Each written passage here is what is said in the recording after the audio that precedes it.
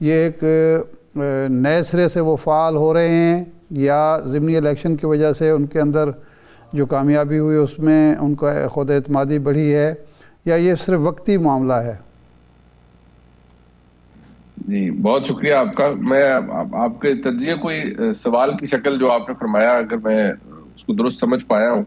देखिए, जो मियां नवाज शरीफ साहब का इस वक्त पार्टी के अंदर या पार्टी उनके हवाले से जो है एक मकाम उनका रखती है। देखिए, पार्टी की मलकियत या पार्टी के ऊपर नाम तो मियां नवाज शरीफ साहब का ही है।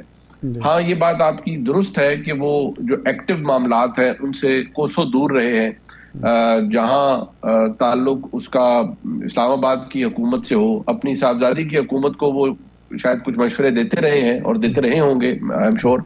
लेकिन ओवरऑल अगर देखा जाए तो मियां नवाज शरीफ साहब इन मामलात से खुद को उन्होंने दूर रखा है। उनकी ताजा तरीन जो आमद थी वो कहाँ थी? जिस दिन 27वीं आईनी तरमीम को वोटिंग होनी थी, और आपको भी पता है कि उसके दो कंपोनेंट्स थे जिनकी बड़ी अहमियत थी। जहां 243 के अंदर अमेंडमेंट थी, वहीं एक नया आईनी अदालत बननी थी। वहां मियां नवाज शरीफ साहब का मौजूद होना उसकी अहमियत थी। और आपको पता है फिर 243 के तवसुत से फिर पाकिस्तान आर्मी एक्ट के अंदर भी तरमीम की गई। तो उससे जो जाहिर होता है वो ये कि ये गुफ्तगू बहुत से पीएमएलएन के जो दोस्त हैं उनसे भी हम जब बहस करते हैं, और यही बात होती है कि मियां नवाज शरीफ साहब क्या रिटायरमेंट उन्होंने इख्तियार कर ली है, तो उसका अब शायद उसके कुछ चीजों के अंदर सेंस ये समझ आती है कि जो फंडामेंटली इंपॉर्टेंट डिसीजंस होते हैं जिनमें कॉन्टिन्यूटी की बातें होती हैं, जैसे पीएमएलएन आज ये कहती है, और इंक्लूडिंग प्राइम मिनिस्टर, मैं आपको कोट कर सकता हूँ कि even field marshal Asim Munir साहब की जो तैनाती थी 2022 के अंदर, उस पे अगर किसी शख्सियत ने सबसे ज्यादा अंग्रेजी में पुट डाउन किया था तो मियां नवाज शरीफ साहब थे। तमाम तर मसाइल के बावजूद उन्होंने कहा कि इन्हीं को ही हमारे शहबाज शरीफ साहब की हुकूमत फील्ड मार्शल यानी पाकिस्तान का आर्मी चीफ बनाएगी। तो मियां नवाज शरीफ साहब की उस जगह पे भी कंप्लीट ओनरशिप थी। अब उसके बाद आप देखिए बीच में गैप वैक्यूम जिसके ऊपर मैं आप हम सब बात करते रहे कि कहाँ है जी मियां साहब नजर नहीं आते, मियां साहब इंटरेक्ट नहीं कर रहे, मियां साहब सहाफियों से नहीं मिलते। लेकिन अब जब 27वीं आईनी तरमीम होनी थी जिसमें एक और बड़ा फंडामेंटल चेंज आना था, उसमें भी मियां नवाज शरीफ साहब ने अपनी ओनरशिप दी उसे। दूसरी बात यह कि निजाम जैसे भी चल रहा है, शाहद आरिफ साहब आपका तजर्बा और इल्म मुझसे ज्यादा है, इसके जो दो बड़े सिग्नेटरीज हैं उनमें जो प्रिंसिपल सिग्नेटरी है वो मियां नवाज शरीफ साहब हैं। ये जो गाड़ी की मलकियत आप समझ लें कि मियां नवाज शरीफ साहब की है, चलाओ उसे शहबाज शरीफ साहब रहे हैं और को पायलट मरियम नवाज शरीफ साहबा कर रही है। फिलहाल कुछ ये सूरत हाल है। अच्छा मुनीब साहब, जो आपने जिक्र किया है इसमें ज़िमनी इंतखाबात ऑल दो पंजाब में लाहौर के अलावा बिल्कुल एक ओपन मैदान था मुस्लिम लीग नून के पास, लेकिन इसके बावजूद उन्होंने नंबर्स जो हैं वो किसी हद तक अपने इंटैक्ट किए हैं। जो वोट उनका वोट है वो इम्प्रेशन नहीं आया कि वो टूटा है। तो कारकर्दगी कितनी इंपॉर्टेंट है, और ये कारकर्दगी है तो वफाकी हुकूमत की है या मरियम नवाज साहिबा की है? देखिए, जब ये 2022 के अंदर पीडीएम की हुकूमत आई तो वो तो जारी बात है उस वक्त वफाक के अंदर आई।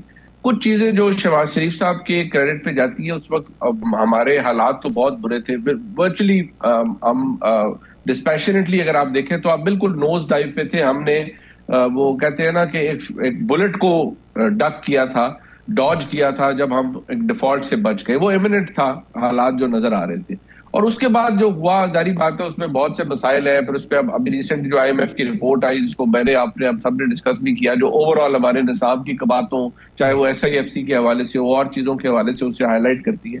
बहुत सारी चीजें वफाक के लेवल के ऊपर की हैं जो शहबाज शरीफ साहब के क्रेडिट पे जाती जरूर है। लेकिन ये ज़हन में रखिए कि जो पीएमएलएन का पर्सनल जो ब्रीडिंग ग्राउंड है वो पंजाब है।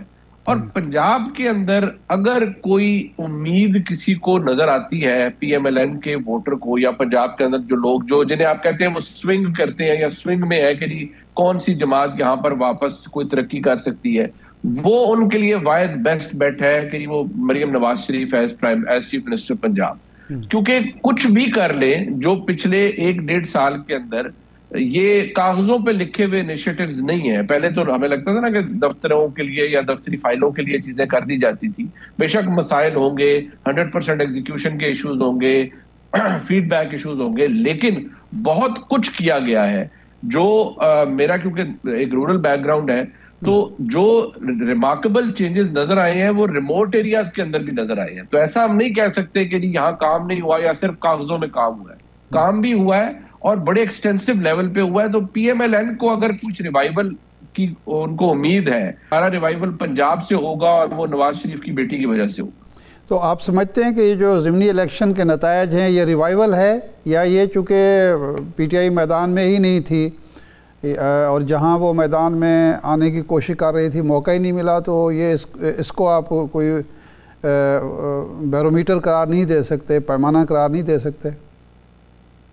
शाहदार साहब, मैं समझता हूँ पीएमएलएन के वोटर सपोर्टर के लिए या वो लोग जो चले जो जिन्हें अब ये नहीं कह सकते कि वो हार्डकोर पीटीआई का वोटर है। सारी बात है, जो हार्डकोर पीटीआई का वोटर है वो तो चाहेगा कि हर वक्त इमरान खान साहब को इक़्तिदार में हो या वही आए। लेकिन एक चीज जो बदकिस्मती से अटैच हो गई इमरान खान साहब के साथ, उन्होंने पंजाब को उस्मान बुज़दार साहब की हुकूमत दी थी और वो आपको भी पता है, मुझे भी पता है कि यहाँ सिलसिला गोगिया जो पंजाब के अंदर हुआ वो हमसे ढका छुपा तो नहीं है। यहाँ जो आज हुकूमत है या इसके अंदर पीएमएलएन का कितना रिवाइवल हुआ है, बिल्कुल हम ये इसके ऊपर पूरी डिबेट हो सकती है कि शायद ये मुकम्मल रिवाइवल बल्कि अभी उससे बहुत दूर है, लेकिन रिवाइवल जरूर शुरू हुआ है पीएमएलएन का यहाँ से।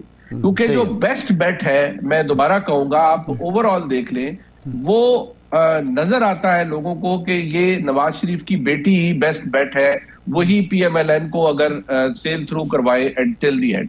ठीक, अच्छा ये फरमाएं कि ये 18वीं तरमीम की अब बातें हुई हैं, तो आपके ख्याल में ये 18वीं तरमीम आसानी से हो पाएगी, हो जाए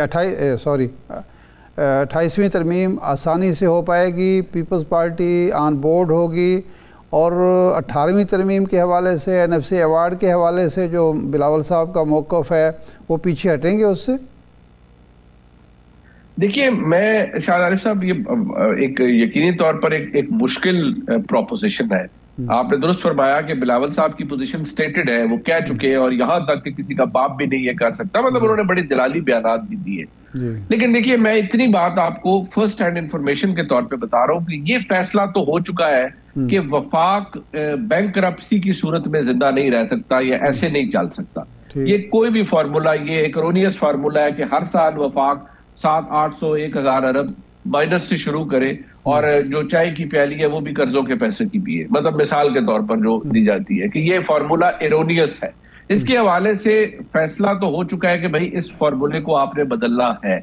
अब वो आपको पता है कि हमारी सियासत में कुछ इंटरेस्ट भी एक्सचेंज किए जाते हैं, जहां स्ट्रॉन्ग आर्म करने की किसी को जरूरत होती है वो भी किया जाता है, जहां मामला जैसे आप कहते हैं कि जी मुझे एक ये अपने लिए किताब पसंद है, तो वो कहते हैं नहीं जी ये नहीं है लेकिन इससे मिलती जुलती ये किताब है, तो फिर वो आप कहते हैं कि जो नेक्स्ट बेस्ट ऑप्शन है वो अवेलेबल है। आप जूता खरीदने जाते हैं, घड़ी खरीदने जाते हैं, तो आप कहते हैं नहीं यार मुझे जो पसंद है वो नहीं, लेकिन वो दुकानदार आपको कहते हैं कि जी नेक्स्ट बेस्ट ऑप्शन मौजूद है। तो दोनों साइड्स के लिए नेक्स्ट बेस्ट ऑप्शन शायद वर्कआउट करे, लेकिन प्रिंसिपल एग्रीमेंट ये हुआ है कि ऐसे निज़ाम नहीं चल सकता जैसे चल रहा है। जी सही है। नहीं, लेकिन जो IMF की रिपोर्ट का आप हवाला दे रहे हैं उससे तो ये महसूस होता है कि हम ये निज़ाम चला सकते हैं अगर करप्शन और रूलिंग एलीट के जो अखराजात हैं उनको कंट्रोल कर लिया जाए, गवर्नेंस बेहतर बना ली जाए, तो फिर उसके लिए ज़रूरी नहीं है कि NFC का आप फार्मूला तब्दील करें। ये बात बिल्कुल आपकी दुरुस्त है शाहद आरिफ साहब, और ये सवाल देना भी वफाकी हुकूमत ने इसका जवाब है कि देखिए जी अगर इसको विदहोल्ड करने के लिए कहा गया या की गई 2-3 महीने, तो क्यों की गई, इसमें से कौन से पार्ट्स ओमिट करने के लिए वजारत खजाना ने कहा, ये सवालों के जवाब तो जाहिर बात है जो हुक्मरान है उन्होंने देने हैं। लेकिन और भी बहुत से सवालात उसके ऊपर उठाए गए जो इस रिपोर्ट के अंदर है, बट बात वही है कि इस रिपोर्ट, ये तो रिपोर्ट जाहिर बात है अब हमारे सामने को 2 हफ्ते पहले आई, फिर इसके ऊपर हम सब ने इसको डिस्कस किया, प्रोग्राम्स किए, इसका तो जवाब हमें यकीन मानिए अभी तक नहीं मिल रहा।